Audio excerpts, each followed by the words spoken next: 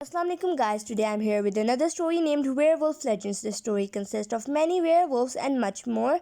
So know what the end will be. Please stay with me till the end. And then what are we waiting for? Let's move on to our story. Sophie. Sophie is really gifted witch which among the younger generation of the Devereux family, and she is also proficient in pharmacy and in medicine, who is highly expected to be the next magic priest. So it is expected that she will be the next magic priest. As usual, Sophie was going out early in the morning to practice casting spells. After pushing the door open, she found that a young handsome man with serious injuries had passed out outside the door. He was in very critical condition.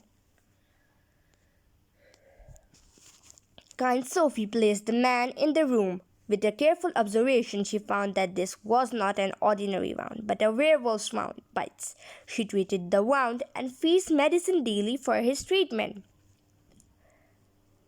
And one morning, the young man woke up and found no one in the room. He opened the door and walked to the fence in the yard, looking at the distant scenery, falling into the painful memories of the past. He remembered his past time. What was in his past?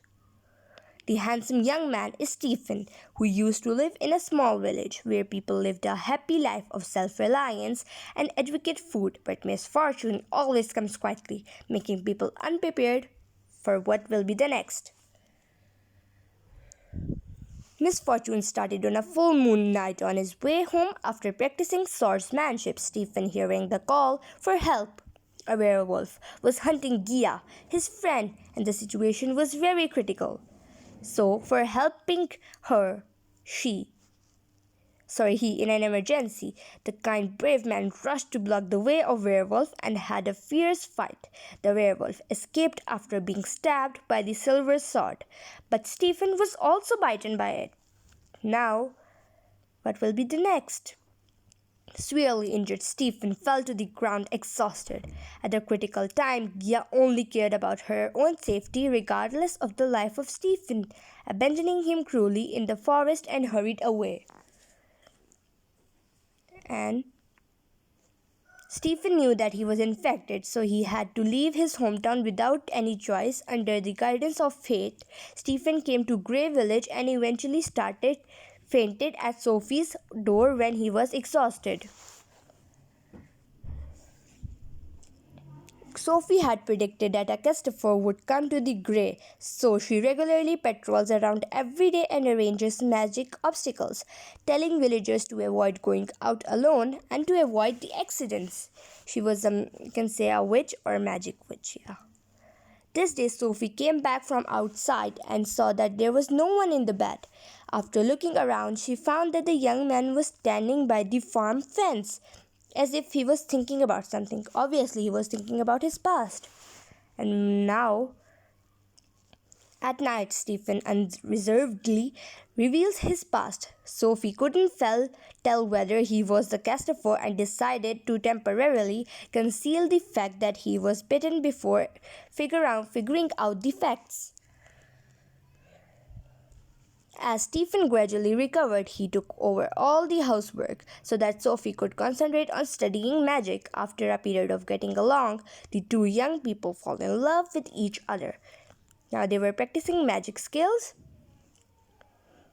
and Sophie learned to make a werewolf inhibitor from an ancient magic book which also mentioned werewolves can be cured. Healing requires curses and facts of powerful vampire are needed as blood guide. Finally, the elders knew that Stephen was infected by the venom. Although Sophie made a guarantee, they decided to expel Stephen from the village and threatened she not to be as the next magic priest. They threatened her. Misfortune, Stephen didn't go far after leaving but guarded his lover nearby. When the full moon came a wailing from the village, he took a closer look, thinking there must happen something unexpected. Now the battle has started. Vampire. It turns out that the Castafor is the invasion of vampires. The vampire leader, Rebecca, led followers to break the magic barrier that Sophie had laid before and was bound to bloodstain the village. So here the Sophie gifted him Stephen the you can say this, and then Stephen looked at the inhibitor in his hand and reservedly discarded it in the grass. He determined to endure the pain of bone removal and transformed into a werewolf to resist all the damage for his lover. Stephen fell, his skin was pulled, the body grew longer, bones reshaped, and fingers bent into claws. The pain far exceeds his expectations, and he could only focus on missing Sophie to stay sane. Bloody Battle 1. The wizards in the village held their wands to fight against the vampires who first invaded here. The vampires' thirst for blood stimulated a stronger attack power, making a battle into a stalemate. Bloody Battle 2. Because vampires are afraid of fire, the young adults in the village hold torches and weapons to fight with the vampires and even light to the houses to increase the fire in order to repel these demons. Bloody Battle 3. Stephen knew that his venom was fatal to vampires, which was undoubtedly a very favorable condition for turning the situation round. So, he infiltrated the village, attacked the vampire from the rear. Bloody Battle 4. Rebecca and her followers had never thought that a werewolf would appear at this point. After being raided, they panicked for a while and had to hurriedly turn the combat against Stephen. Stephen was the werewolf here. And destroy the leader and gang with collapse. Sophie attacked Rebecca during the melee, killing her with an incantation. In this case, the maimed vampires had to hurriedly, because when the leader is died, what can be the army can do when the leader is gone? Injured, Stephen turned into a werewolf with strong powerful, but he was seriously injured in the fierce combat and fainted after the vampire evacuated. His behavior of protecting the village touched everyone. He was in his senses. Sacrifice, looking at Stephen, who did his best to protect her. Sophie decided to cure him by sacrifice. The fangs are ready, and with the help of the villagers, the remaining needed items were quickly gathered because the village was also with them now. A month later, their wedding took place in the village. Looking at the couple, the villagers felt that was the power of true love and blessed the couple who had gone through hardships. They had gone through many hardships, threatening, fighting, and much more. So, the story is finished now.